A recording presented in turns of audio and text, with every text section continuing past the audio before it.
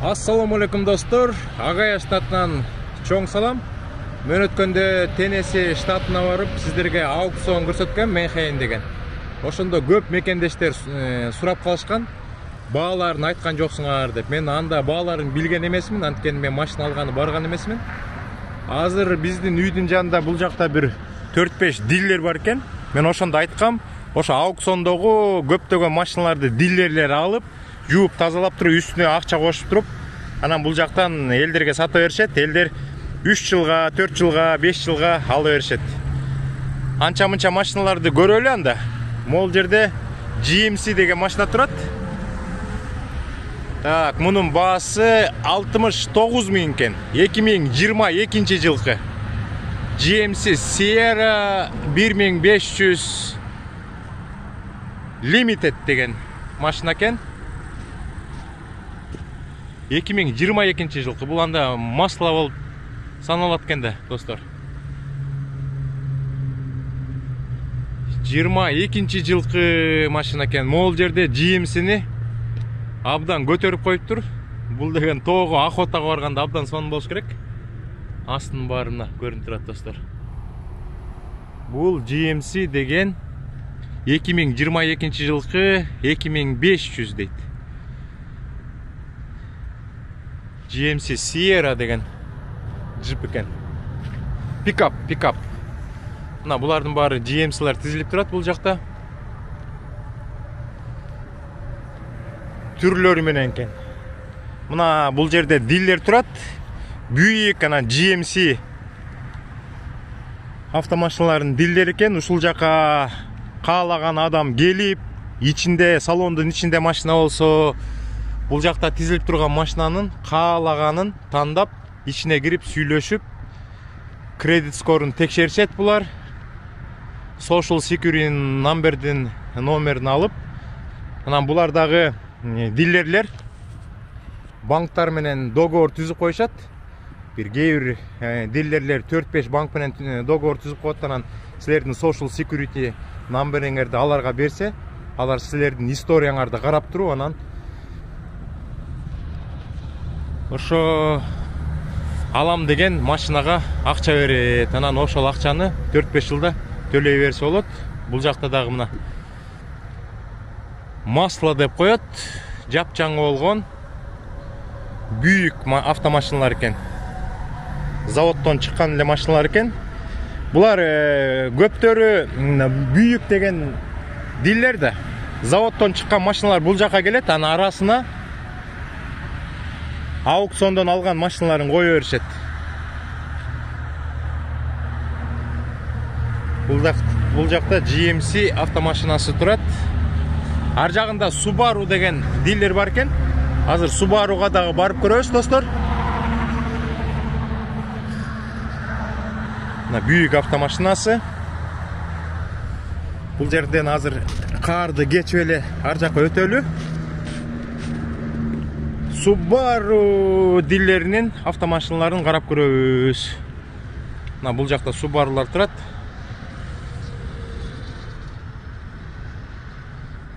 Бул жакта номерлер менен экен. Кызык жери номерлер менен экен. Асты жагын азыр көрөлү.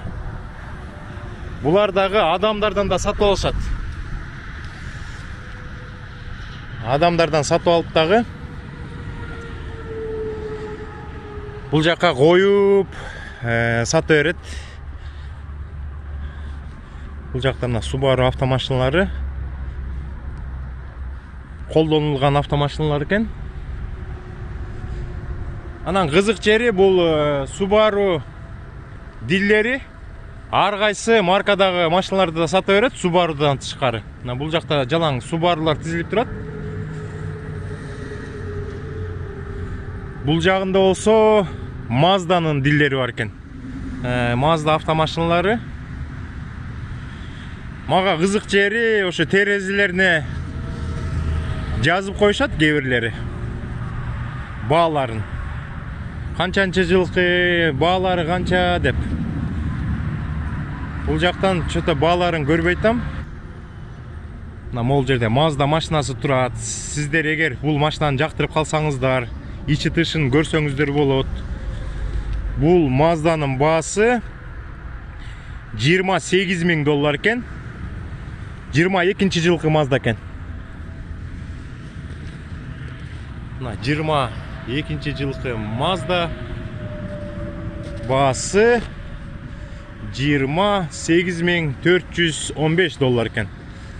Ушундай эле Mazda'нын Mazda 3 дейт. Ак цветиндеги автомашина экен. Ар жагында баасы жазылып турат, азыр баасын көрсөк болот. Бул автомашина 2022 жылкы Mazda 3 дейт. Баасы $29.860 экен. Бул жакта көптөгөн автомашиналар тизилип турат, бирок окшош эле экен баардыгы эле.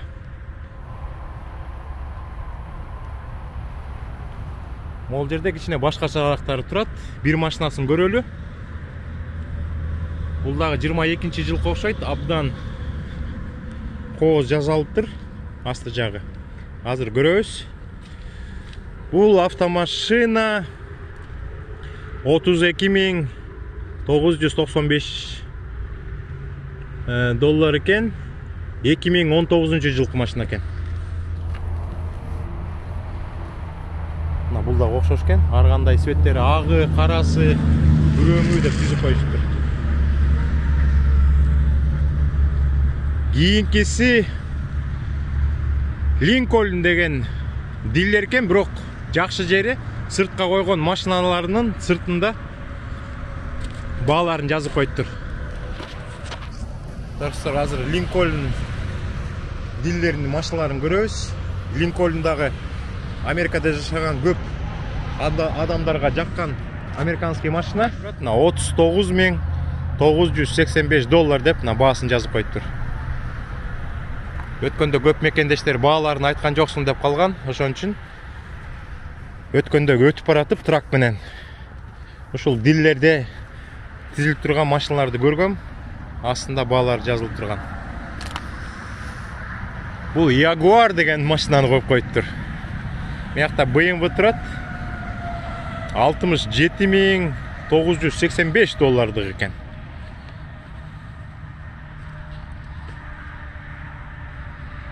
Мына Tesla автомашинасы. Tesla автомашинасы асты багажник. Эч кандай бензин куйбай эле электричество менен жүрөт. $51.985 дейт. Мына ичинде эчтеке жок. Только руль, экран, педаль. Азыр көптөр ушундай машинага өтүп атышат.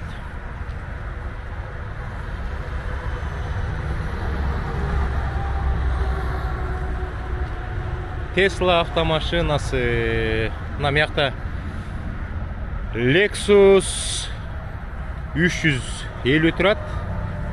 Мага да абдан жагат ушул Lexus'дар. Азыр баасын көрөбүз.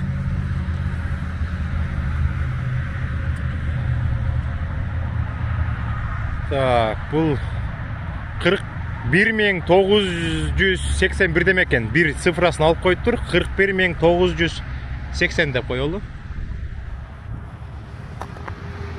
Lexus автомашинасы. Мыякта Porsche турат. 60.985 дейт. Porsche автомашинасы. Азыр баасын ичин бир сыра көргөнгө аракет кылабыз. Ичи жакшы көрүнбөйт экен. Канчанчы жылкы болду экен? 2018 жылкы экен. 2018 жылкы Porsche автомашинасы. Бул жакта болсо Mercedes турат. AMG дейт. GLC 43 дейт. Азыр баасын көрөбүз. 59.985 дейт. Mercedes. Бул жакта дагы бир Mercedes турат. Баасы 25.985 экен. Артынан көрөбүз, бул эмне Mercedes экен.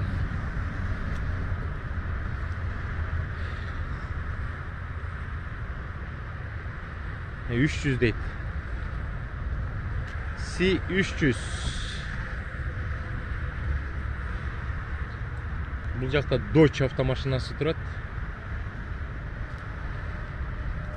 Dodge автомашинасы, Dodge Charger дейт. Мунун да баасы жазылып турат. Бул 2012 жылкы Dodge Charger автомашинасы экен. Баасы 14.985.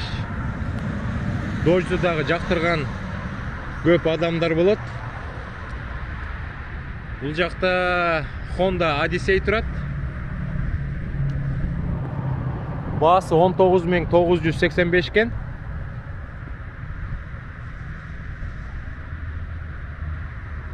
Жылы жок экен. Бул жагына жазылган болуш керек, азыр көрөбүз. Азыр баасы бул жакта турат. 2014 жылкы. 2014 жылкы Honda Odyssey баасы 19.985. Бул жакта только жылын жазып коюптур. 2016 деп. Мына Lincoln автомашинасы. Бул жакта Jeep турат, 16.985 дейт. 16.985.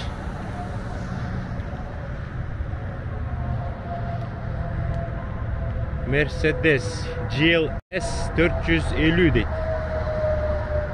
Мында баасы бар болуш керек. Жылы канчанчы жылкы болду экен? 2021 жылкы Mercedes экен.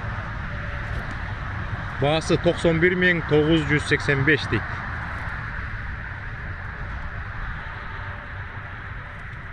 Бул жакта Kia турат. Kia автомашинасы $44.985 экен. Жылы бар болду экен, жылы бар экен. Азыр ар жагынан карап көрөбүз.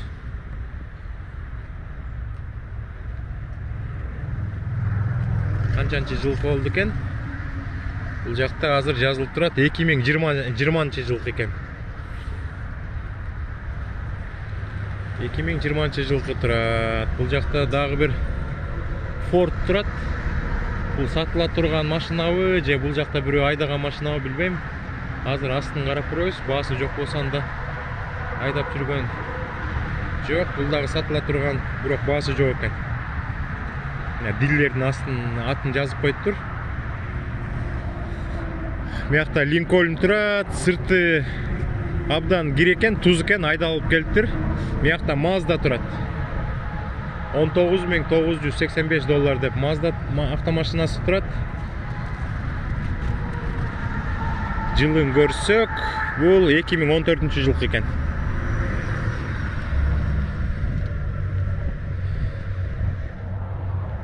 Жок, Mazda эмес экен, бул Infiniti экен. Q50S деген.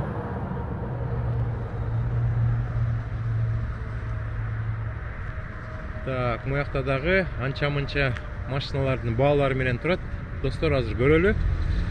Ford турат бул жакта. 14.985 дейт. $14.985 экен. Ford автомашинасы, жылын азыр көрөбүз. 2016 жылкы экен. Анча-мынча дөңгөлөктөрүн жылтыратып коюптур. Ичи кожаный эмес, тряпочный экен. Ушундан ар жака кете берсек болот, достор. Мына бул жакта пикап турат. 49.985 дейт. Мыякта болсо Cadillac турат. Cadillac автомашинасы $41.985 экен. азыр канчанчы жылкы экенин карап коелу. Ичи кожаный салон экен. 2019 жылкы экен. Cadillac. Бул жакта көрсөк Hyundai дилери бар экен. Ошо Hyundai автомашиналарын дагы тизип коюптур тегерете. Бирок баалары жок экен. Анын үчүн ичине кириш керек.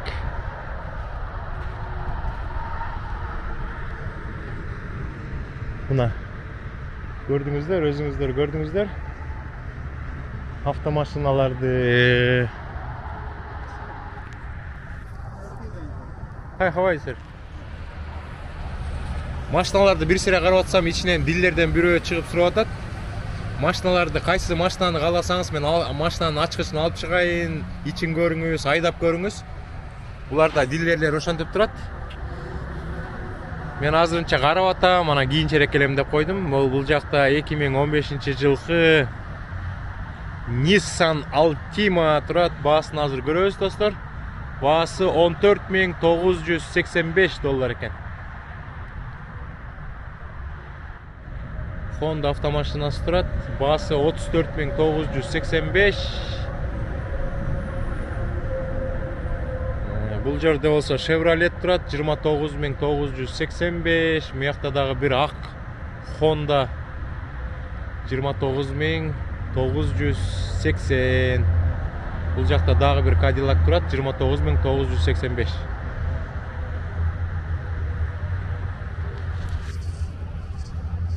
Достор, ошондой. Эки күн мурун трак менен өтүп баратып, көрүп койдум эле. Убакыт болгондо келип, бир сыра кыдырып, мекендештерге көрсөтүп коеюн деп. Как раз көптөгөн машиналардын сыртында баалары жазылып турат экен. Өзүңүздөр көрдүңүздөр. Бул кичине өйдүлөтүлгөн баалар да болушу мүмкүн. Булар өзлөрү эми оценка кылып кое беришет.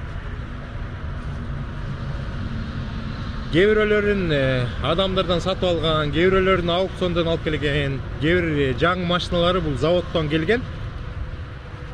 Анан бул жактагы баалардын бүт баары окончательный эмес. Кээ бир машинаны жактырып калсаңыздар, бул жакка ачкычын чыгарып берет, ачкычын алып, эки жакка айдап көрүп, мотор, астын бир сыра карап көрүп, анан баасын ылдый түшүрсөңүздөр болот.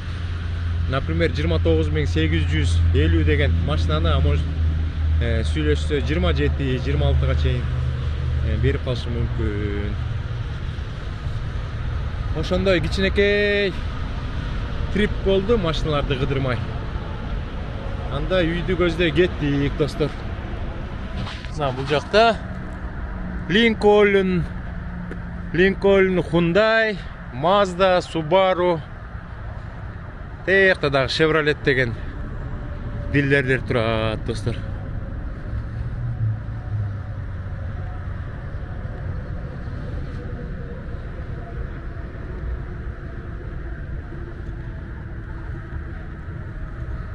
Например, мол Subaru'ну бирөөдөн алды. Бирөөлөр келип, бул жака машинабызды саталы дедик эле, же болсо алмаштыралы дедик эле, жаңыраак машинаны алалы дедик эле десе, бул эски машинасын алып калып, бир суммага оценка кылып туруп, жаңы машинаны беришет. Ал ошол жаңы машинадан бул сумманы минусовать этип коюшат. Могу деле Subaru номери бар экен, анча-мынча чийиктери бар. Бул жака келип, башка машинага алмаштырып туруп, калтырып кетти болуш керек деп ойлоп атам. Анан муну бир сыра тазалап жууп, анан кайра башка бирөөгө сата берет. Даже өзүнүн баасына деле сата берет. Муну алмашкан машина өтүп кетти. Мейлиңиздер, достор. Кийинки видеого чейин, жолукканга чейин сак саламатта болуңуздар.